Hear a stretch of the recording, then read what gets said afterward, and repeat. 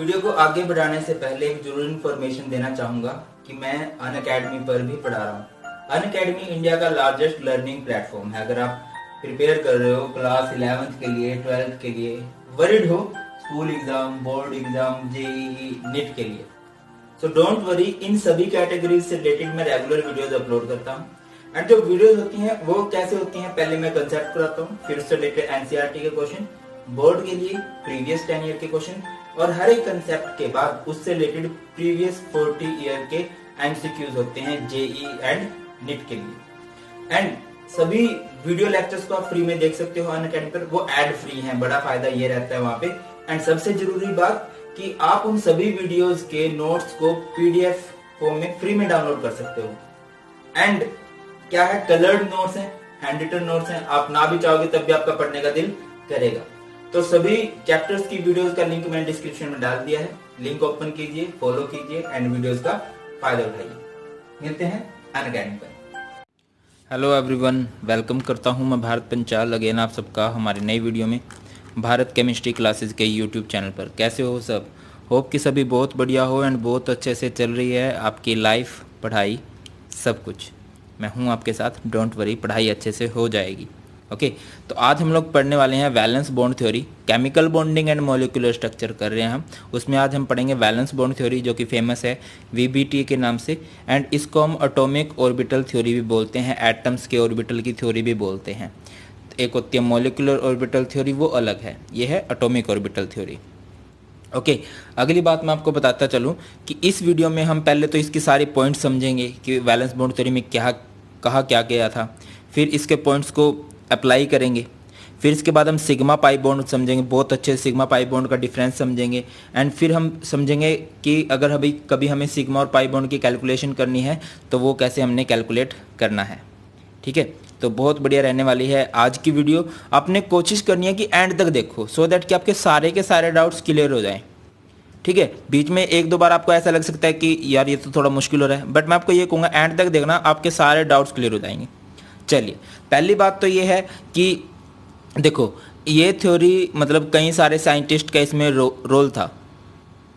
And इसके कुछ points हैं। एंड ये थ्योरी हाइपोथेटिकल है, बड़ी सोची समझी बातें बहुत हैं इसमें। चलो स्टार्ट कर रहे हैं। फर्स्ट ऑफ ऑल, पहला पॉइंट क्या कहता है, इन्हें अप्लाई भी करेंगे। Half filled orbital having electrons of opposite spin overlap to form a covalent bond. पहली बात तो ये बोली गई कि ऑर्बिटल्स की जो ओवरलैपिंग होगी, ओवरलैप किसे कहते हैं? ओवरलैप इज लाइक मिक्स हो जाना, है ना? जैसे तीर चलाते हैं और वो पेट में चला जाता है, मिक्स हो गया, ऐसी अलग अलग ऑर्बिटल मिक्स होंगे। ठीक है, अब कौन से ऑर्बिटल मिक्स हो सकते हैं? पहली बात है half filled orbital. Half field, वो ऑर्बिटल हाफ फील्ड होने चाहिए और उनके इलेक्ट्रॉन्स की स्पिन अपोजिट होनी चाहिए। पहला पॉइंट है ये। दूसरा पॉइंट क्या है? Greater the overlapping stronger is the bond. जितनी ज़्यादा ओवरलैपिंग होगी, जितना ज़्यादा ऑर्बिटल एक दूसरे में मिक्स होंगे, जितना ज़्यादा वो एक दूसरे के अंदर घुल जाएंगे, उतना ही उनका बॉन्ड स्ट्रॉन्ग माना जाएगा। सबसे इंपॉर्टेंट पॉइंट है ये, इस बात को समझ के चलिए। Formation of covalent bond results in decreasing the energy of the system to the minimum. मैं एक बात बताता हूँ, अगर किसी भी सिस्टम के पास एनर्जी ज़्यादा है, ये पॉइंट बड़ा इंपॉर्टेंट है, ध्यान से सुनिए, कि अगर एनर्जी ज़्यादा है तो वो सिस्टम कभी स्टेबल नहीं हो सकता। अगर आपने किसी सिस्टम को, किसी मॉलिक्यूल को स्टेबल करना है तो एनर्जी कम से कम होनी चाहिए। और एनर्जी कम कब होती है? जब कोवलेंट बॉन्ड बनेगा, जब उनकी ओवरलैपिंग होगी। ठीक है, अट्रैक्शन और रिपल्शन वाली कुछ एनर्जी होती है, बट वो उसको बैलेंस कर देता है कोवलेंट बॉन्ड, एनर्जी को मिनिमम स्टेट तक लेके चला जाता है, और तभी वो स्टेबल हो सकते हैं। अगली बात करें, overlapping along the axis is stronger then the side wise overlapping. दो तरह की ओवरलैपिंग की बात करेंगे हम, एक तो एक्सियल ओवरलैपिंग डिस्कस करेंगे और एक होगी साइड वाइज ओवरलैपिंग। तो जो एक्सियल ओवरलैपिंग होगी, वो ओवरलैपिंग जो एक्सिस के अलोंग होगी वो स्ट्रोंगर होगी as compared to side wise overlapping. ये 4 पॉइंट है जो आपने बहुत अच्छे से याद रखना है। स्पीडली रिकैप कर रहा हूँ। हाफ फील्ड ऑर्बिटल होना चाहिए, इलेक्ट्रॉन्स की अपोजिट स्पिन होनी चाहिए। जितनी ज़्यादा ओवरलैपिंग होगी उतना ही स्ट्रोंगर जो है बॉन्ड होगा। अगली बात, जो फॉर्मेशन ऑफ कोवलेंट बॉन्ड है, कोवलेंट बॉन्ड जैसे ही बनेगा तो जो एनर्जी है वो क्या हो जाएगी? कम। और जब एनर्जी कम होगी तभी वो जो सिस्टम है, वो जो मॉलिक्यूल है, वो स्टेबल होगा। अब जो ओवरलैपिंग होगी, वो जो मिक्सिंग होगी ऑर्बिटल्स की, वो कब अच्छी मानी जाती है? जो मिक्सिंग होती है वो कब अच्छी मानी जाएगी, जब एक्सियल ओवरलैपिंग होगी। कौन सी अच्छी नहीं मानी जाती, साइड वाइज ओवरलैपिंग इतनी स्ट्रॉन्ग नहीं होती है। चलो आगे बढ़ें, उससे पहले आई होप कि आपको ये बात पता है कि एक होता है एस ऑर्बिटल। एस ऑर्बिटल की जो शेप होती है वो स्फेरिकल होती है। एक होता है पी सबशेल। पी सबशेल के आगे फर्दर ऑर्बिटल्स होते हैं P X, P Y, P Z, है ना। पी एक्स मतलब एक्स पे, एक्स एक्सिस पे आपने डंबल बनाना है।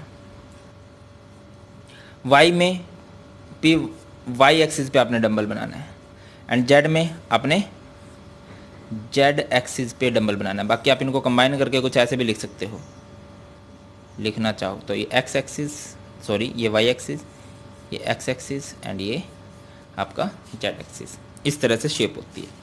चलो अभी कुछ एग्जांपल समझे वैलेंस बॉन्ड थ्योरी वाला। जैसे H2 है, हाइड्रोजन के 2 एटम्स हैं। अगर मैं बात करूं हाइड्रोजन की इलेक्ट्रॉनिक कन्फिग्रेशन क्या होती है, 1s1। ये हाइड्रोजन का न्यूक्लियस है, ठीक है, ये न्यूक्लियस है और इसके अराउंड में ये शेल है जिसमें एक इलेक्ट्रॉन घूम रहा है, जिसमें एक इलेक्ट्रॉन घूम रहा है भाई, क्लियर है। फिर क्या होगा, एक और जो है, देखिए ये तो एक हाइड्रोजन एटम है, दूसरा हाइड्रोजन एटम है, ये इसका न्यूक्लियस है और ये इसके राउंड में शेल है जिसमें इलेक्ट्रॉन घूम रहा है, क्लियर है। समझने की कोशिश करो कि यहाँ पे ये मान लीजिए फर्स्ट एटम है हाइड्रोजन का, ये है न्यूक्लियस ऑफ ए, ये अट्रैक्ट कर रहा है किसे, इलेक्ट्रॉन ऑफ ए को, कर रहा है नहीं कर रहा है। और यहाँ पे जो न्यूक्लियस ऑफ बी है ये अट्रैक्ट कर रहा है इलेक्ट्रॉन ऑफ बी को। जब इनको हम थोड़ा पास पास लेके आएंगे तो क्या होगा, ये जो न्यूक्लियस ऑफ बी है ये इसे भी अट्रैक्ट करने लगेगा या नहीं करने लगेगा। जो न्यूक्लियस ऑफ बी है वो अट्रैक्ट करेगा इलेक्ट्रॉन ऑफ ए को, न्यूक्लियस ऑफ बी अट्रैक्ट करने लगेगा, अट्रैक्ट करेगा किसको, इलेक्ट्रॉन ऑफ ए को। सिमिलरली जो न्यूक्लियस ऑफ ए है वो अट्रैक्ट करेगा इलेक्ट्रॉन ऑफ बी को, न्यूक्लियस ऑफ ए अट्रैक्ट करेगा किसे, इलेक्ट्रॉन ऑफ बी को। ये तो बात हुई अट्रैक्टिव फोर्सेस। अब बात करें कि क्या सिर्फ यहाँ पे अट्रैक्शन है, जी नहीं, रिपल्शन भी होगी। यहाँ पे देखिए आप, इनके बीच में क्या है, न्यूक्लियस न्यूक्लियस। अभी सिंपल समझो ना, आपने वो देखा होगा भाभी जी घर पर हैं, विभूति है कि नहीं। तो ये क्या होते हैं, अपने वाले को अट्रैक्ट करते हैं और पड़ोसी की साइड भी रहता है, यही फंडा है। न्यूक्लियस है, अपने इलेक्ट्रॉन को तो अट्रैक्ट करेगा, दूसरे वाले को भी अट्रैक्ट करेगा, बट आपस में इन दोनों में क्या होगी, nucleus of A and nucleus of B एक दूसरे से दूर भागना पसंद करते हैं। Electron of A, electron of B, अब यहाँ पे स्टार्ट मत हो जाना, ठीक है ना, ये भी एक दूसरे से दूर भागना पसंद करते हैं। अच्छा अब एक बात समझो, ये 1s1 है, जो हाइड्रोजन का न्यूक्लियस है उसके पास क्या है भाई, एक इलेक्ट्रॉन है। ये इलेक्ट्रॉन है मान लो, ये दूसरे वाला हाइड्रोजन है उसके पास भी एक इलेक्ट्रॉन है। कंडीशन क्या है कि जो उन इलेक्ट्रॉन्स की स्पिन होनी चाहिए वो क्या होनी चाहिए, अपोजिट, एक क्लॉकवाइज हो दूसरा एंटी क्लॉकवाइज होना चाहिए। तो अब इनकी ओवरलैपिंग हो सकती है, बिल्कुल हो सकती है,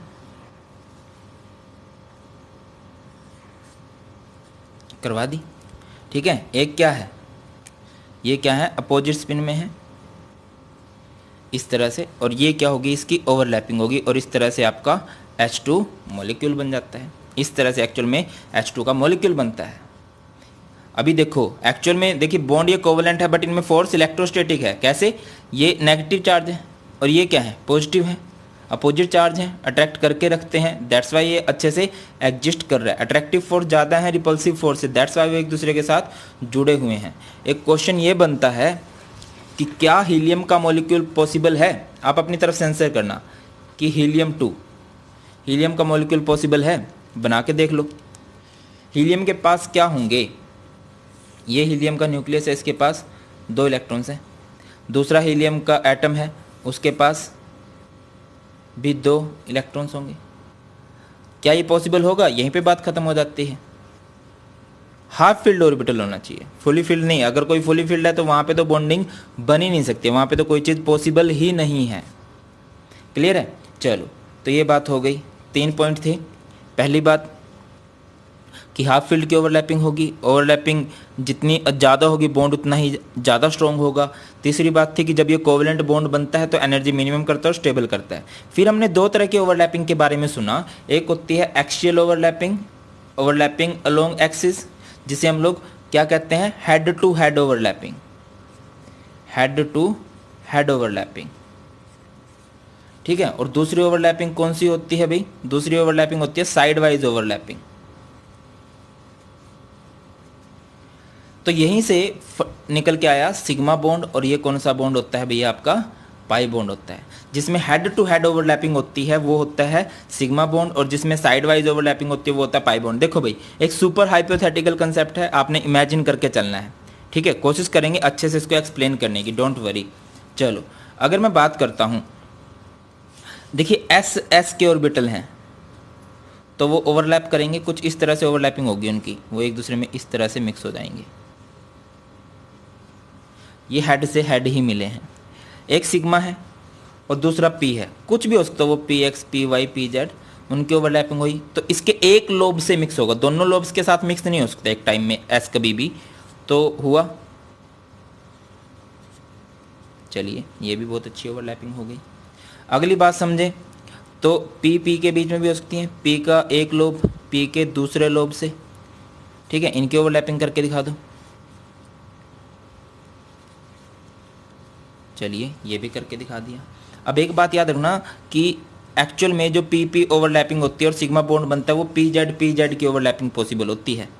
बुक्स में क्वेश्चन आया हुआ है कि पी के कौन से ऐसे ऑर्बिटल हैं जो सिग्मा बॉन्ड बनाते हैं, तो वो पी जेड की जब ओवरलैपिंग होती है तो वही क्या बनाती है भाई? सिग्मा बॉन्ड बनाती है। साइड वाइज ओवरलैपिंग की बात करें तो साइड वाइज ओवरलैपिंग कैसे होगी? मान के चलो ये एक ऐसे पी है और एक दूसरा पी है, इनके बीच में ओवरलैपिंग करके दिखा दो तो कुछ इस तरह से ओवरलैपिंग हो जाएगी। ये है, क्लियर है? चलिए, और कुछ बातें देखें। तो हमेशा याद रखना कि जब भी कभी 2 एटम्स के बीच में पहला बॉन्ड बनेगा, first bond is always sigma bond. पहले हमेशा वहां पे सिग्मा बॉन्ड ही बनेगा, first bond is always sigma bond, याद रखनी है आपने।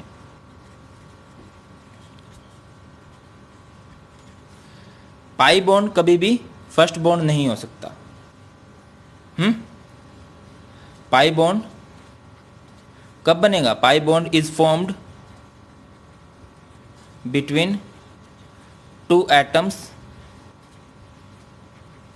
After the formation of sigma bond. जब सिग्मा बॉन्ड बन चुका होगा उसके बाद ही पाई बॉन्ड बन सकता है। Pi bond is formed between 2 atoms after the formation of sigma bond. होता है क्लियर? चलिए, बहुत बढ़िया। अगली बात समझें। तो ये तो बात हमने समझ ली कि सिग्मा बॉन्ड में क्या होती है। It is formed by head to head overlapping. इसमें हेड टू हेड ओवरलैपिंग होती है।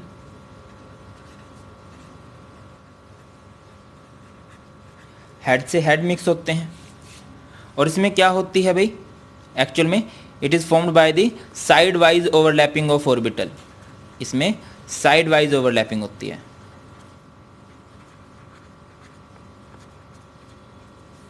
ओके, चलिए अगली बात करते हैं। अभी सिग्मा बॉन्ड बनाने के लिए क्या होता है कि एस ऑर्बिटल पार्टिसिपेट करता है। किया है हमने अभी, S S S P P P, मतलब एस ऑर्बिटल पार्टिसिपेट करता है। तो आप लिखोगे S orbital can participate in the formation of sigma bond।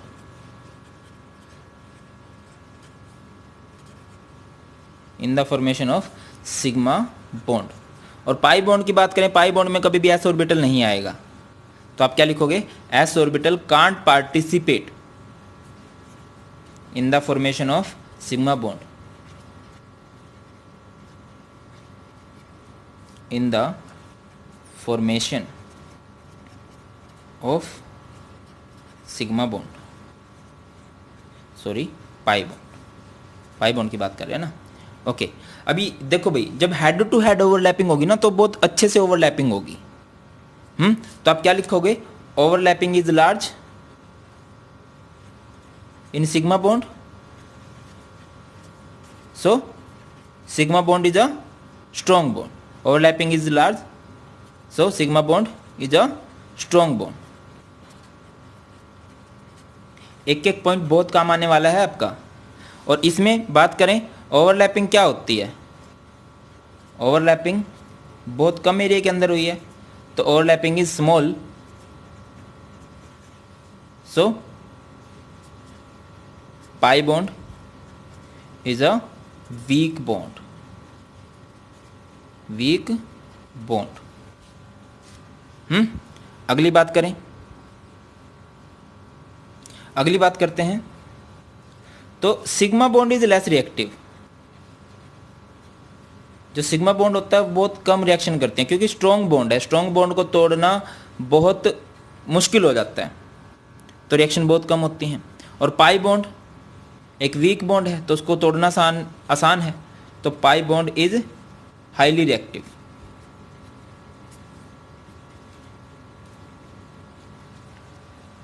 Sigma bond is like इस तरह से जो ओवरलैपिंग होती है इस तरह से, और पाई बॉन्ड तो एक बिल्कुल हाइपोथेटिकल सा कंसेप्ट है, बड़ी दूर दूर सी है भाई, एक दूसरे को ढक देते हैं ये इस तरह से।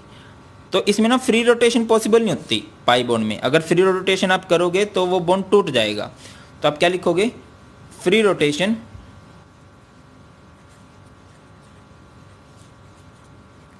इन सिग्मा बॉन्ड इज पॉसिबल, इसमें फ्री रोटेशन पॉसिबल है।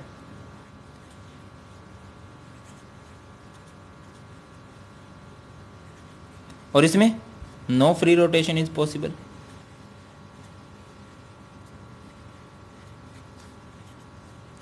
क्लियर हुआ, इसमें फ्री रोटेशन पॉसिबल नहीं हो सकती।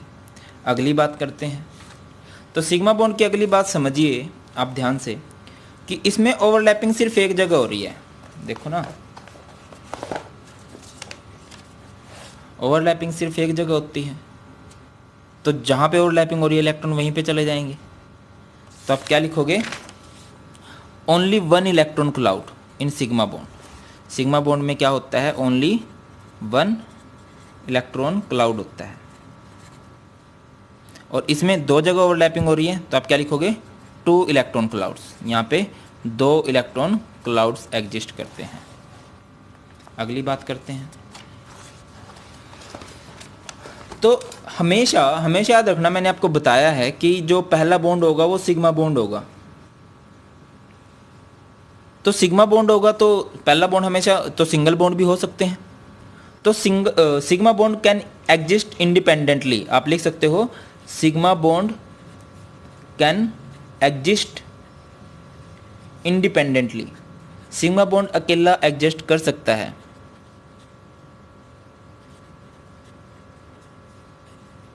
और ये भाई साहब एग्जिस्ट नहीं कर सकते अकेले, पहले हमेशा सिग्मा बॉन्ड आएगा, उसके बाद ही पाई बॉन्ड बनने वाला है। होती है बात क्लियर या नहीं होती है भाई? सिंपल है या मुश्किल है? सिंपल सी बात हो गई या नहीं होगी? चलो अभी जैसे मैं आपको बात बोलूँ कि O2 में किस तरह से ओवरलैपिंग होती है, O2 में, या फिर O2 में कौन सा बॉन्ड है, तो आप देखो इसके ऑर्बिटल, इसकी कॉन्फ़िगरेशन ऐसे लिखोगे आप, 1s2 2s2 2p4 है ना। S में कितने इलेक्ट्रॉन हैं? 2 इलेक्ट्रॉन्स हैं। P में कितने इलेक्ट्रॉन्स हैं? P में है आपके 4 नहीं, हाँ 4 इलेक्ट्रॉन है, 1 2 3 4। ये ऑक्सीजन के एक एटम की बात है। ऑक्सीजन का दूसरा एटम भी कुछ इसी तरह है, जिसके यहाँ पे 1 इलेक्ट्रॉन है।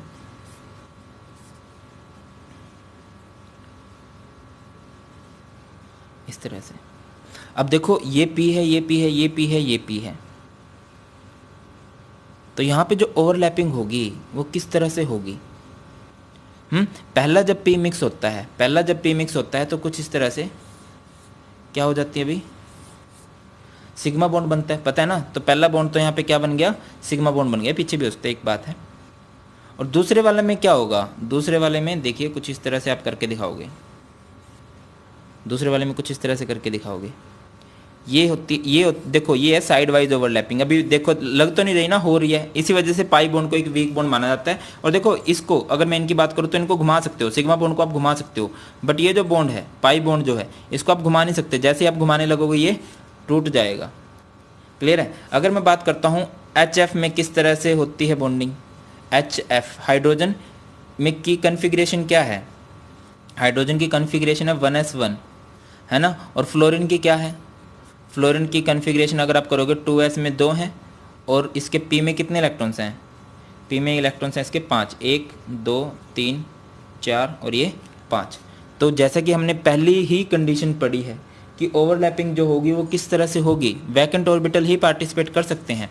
तो हाइड्रोजन का s ऑर्बिटल है और इसका p ऑर्बिटल है, s और p अगर ओवरलैप करेंगे तो कौन सा बॉन्ड बनेगा, सिग्मा बॉन्ड बनेगा। और मैंने आपको पहले ही बताया है सिग्मा बॉन्ड बनाने के लिए क्या फंडा रहता है, देखो S और P है तो ये बॉन्ड कौन सा है, सिग्मा। अब देखो PP, दो PP की ओवरलैपिंग होगी तो पहला PP जब भी बनाएगा सिग्मा बॉन्ड बनाएगा, और उसके बाद जो PP की ओवरलैपिंग होगी वो क्या कहलाएगा भाई, वो आपका पाई बॉन्ड बनेगा। अगर मैं आपको बात करूँ N2 की, नाइट्रोजन की कन्फिग्रेशन क्या होती है, नाइट्रोजन की होती है 1s2 2s2 and 2p3। P में कितने इलेक्ट्रॉन हैं, 3 इलेक्ट्रॉन हैं। एक P की बात करूँ, ऐसे अगले P में भी कितने इलेक्ट्रॉन्स होंगे, 3 होंगे। तो यहाँ पे अगर आप PP की ओवरलैपिंग करने लगोगे, पहला PP जब ओवरलैप करेगा, पहला बॉन्ड तो हमेशा ही कौन सा बॉन्ड बनता है, पहला बॉन्ड तो हमेशा ही सिग्मा बॉन्ड बन जाएगा। उसके बाद ठीक है एक PP की ओवरलैपिंग करके आपने क्या बना दिया, सिग्मा बॉन्ड बना दिया। अगले वाले इन दोनों P की करानी है, यहाँ पे कुछ इस तरह से ओवरलैपिंग करा दो, इस तरह से ओवरलैपिंग हो जाएगी इनकी। है तो हाइपोथेटिकल ना, जस्ट इमेजिन करना है कि हाँ भाई ये मिक्स हो रहे हैं, फ्री रोटेशन पॉसिबल नहीं होती। अब इनके बचे, बिल्कुल स्टार्टिंग मैंने आपको बनाया था, अब P कुछ ऐसे बना सकते हो आप,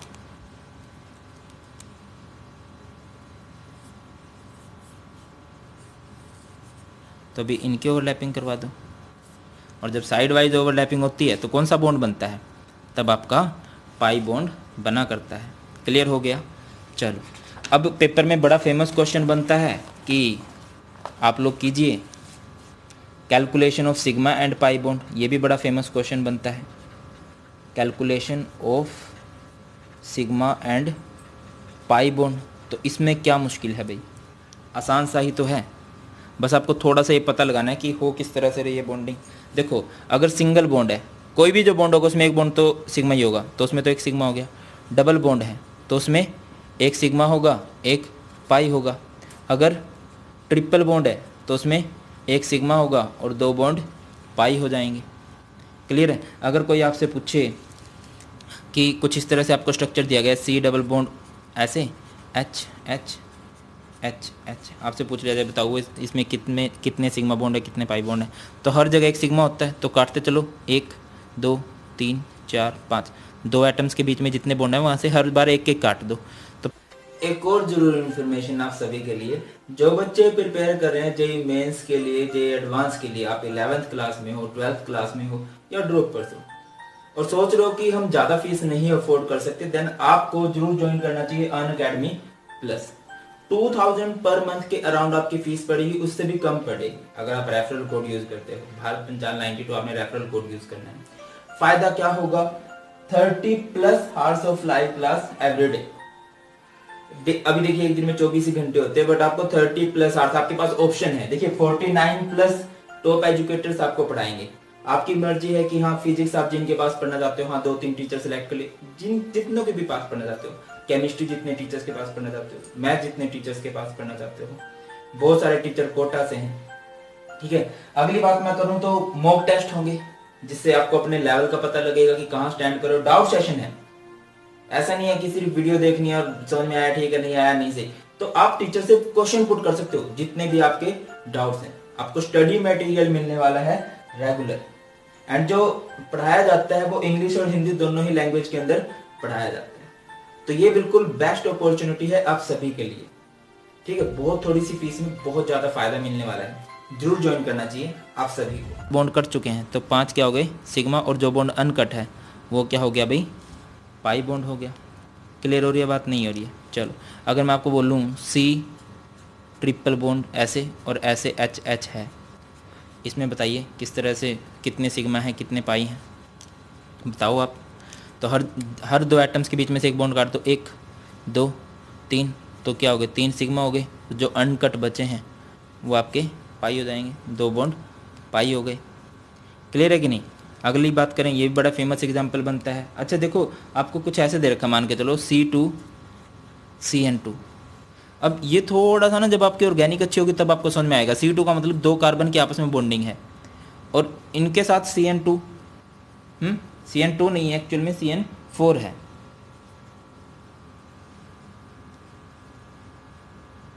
तो इनको CN4 का मतलब है हर एक कार्बन के पास ऐसे CN है, इस तरह से उनकी बॉन्डिंग हो रही है।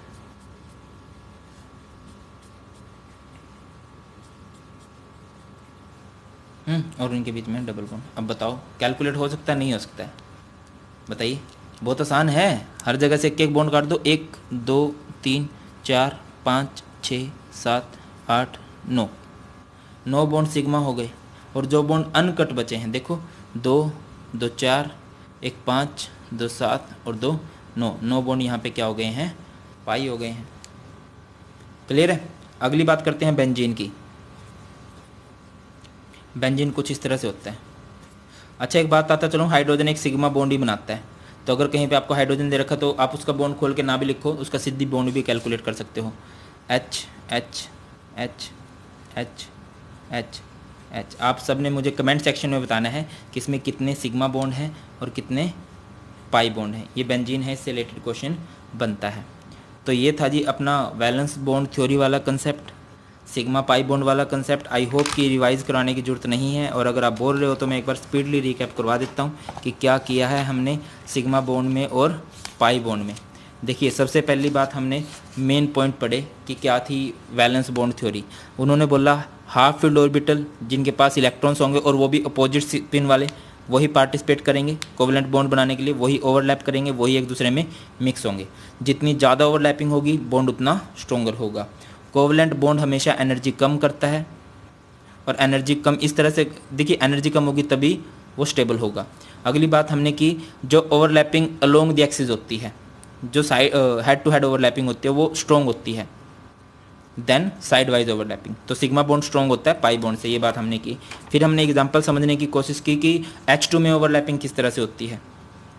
तो हाइड्रोजन के 2 एटम्स होते हैं, उसके पास 1s1 होता है, एक एक इलेक्ट्रॉन होता है। इस तरह से बनाया हमने, जिनके अपोजिट स्पिन होती है।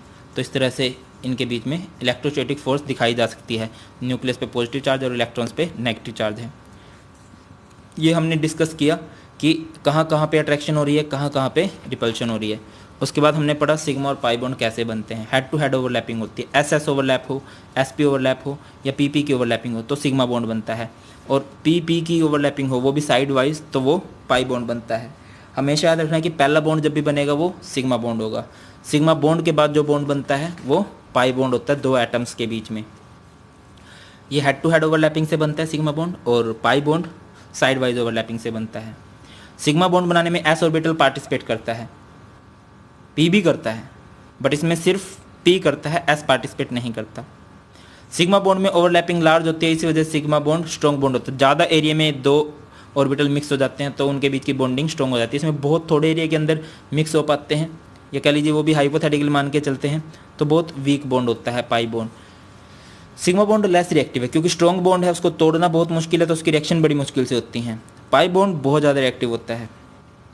सिग्मा बॉन्ड के राउंड में फ्री रोटेशन पॉसिबल है, क्योंकि देखिए इस तरह से उनमें ओवरलैपिंग होती है तो इस तरह से वो रोटेट कर सकते हैं, बट इनमें कुछ इस तरह से ओवरलैपिंग होती है तो जैसे ही ऐसे हुआ हल्का सा तो वो बॉन्ड ब्रेक हो जाता है। इसका सिर्फ एक इलेक्ट्रॉन क्लाउड होता है, क्योंकि एक जगह पे ओवरलैपिंग हो रही है। यहाँ पे 2 जगह पे ओवरलैपिंग होती है तो 2 इलेक्ट्रॉन क्लाउड्स होते हैं।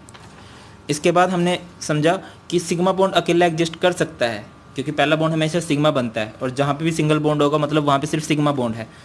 पाई बॉन्ड कभी अकेला एग्जिस्ट नहीं करता, क्योंकि पाई बॉन्ड की एंट्री ही सिग्मा बॉन्ड के बाद होती है। फिर हमने कुछ देखा कि O2 है, O2 में पता है हमें डबल बॉन्ड होता है, तो डबल बॉन्ड में से एक सिग्मा होता है एक पाई होता है। कैसे पता चला? जब पहली PP की ओवरलैपिंग होगी, पहली PP की ओवरलैपिंग हमेशा सिग्मा बॉन्ड बनाएगी, उसके बाद पाई बॉन्ड बनेगा। फिर हमने देखा एच एफ में एक एस का ऑर्बिटल है, हाइड्रोजन एस ऑर्बिटल से है और इसका पी वैकेंट है। तो इनकी जब आपने ओवरलैपिंग करवाई तो एस पी का जब भी बनता है सिग्मा बॉन्ड किया है, इसका एक लोब से ही जुड़ पाएगा। N2 में ट्रिपल बॉन्ड होता है, तो हाफ फिल्ड जो ऑर्बिटल हैं वो आपस में ओवरलैपिंग करते हैं। पहले तो सिग्मा बॉन्ड बनता है और उसके बाद पाई बॉन्ड, 2 पाई बॉन्ड बन जाते हैं यहाँ पे। इसके बाद हमने कुछ देखा कि किस तरह से हम सिग्मा बॉन्ड और पाई बॉन्ड कैलकुलेट कर सकते हैं। अगर कहीं पे सिर्फ एक बॉन्ड है तो वो सिग्मा होगा, 2 बॉन्ड है तो उसमें से एक सिग्मा होगा, एक पाई होगा, ट्रिपल बॉन्ड है तो एक सिग्मा होगा और 2 पाई होंगे। बस ये अच्छे से देख लेना। आपके स्टिल कुछ डाउट्स बनते हैं, मैं दोबारा इस वीडियो से को कोशिश करेंगे और अच्छे से बनाने की। अगर आपके डाउट्स हैं, आई होप कि सारे डाउट्स क्लियर हो जाएंगे। तो प्लीज़ ये रिक्वेस्ट है, कुछ भी डाउट्स हैं आप मुझे कमेंट सेक्शन में बता देना। एंड चैनल को प्लीज़ ज़रूर सब्सक्राइब कर लेना, क्योंकि डेली आप लोगों के लिए नई और काम की वीडियोज़ आती रहेंगी। Thank you so much for watching. बहुत जल्द मिलते हैं नई वीडियो में। जय हिंद।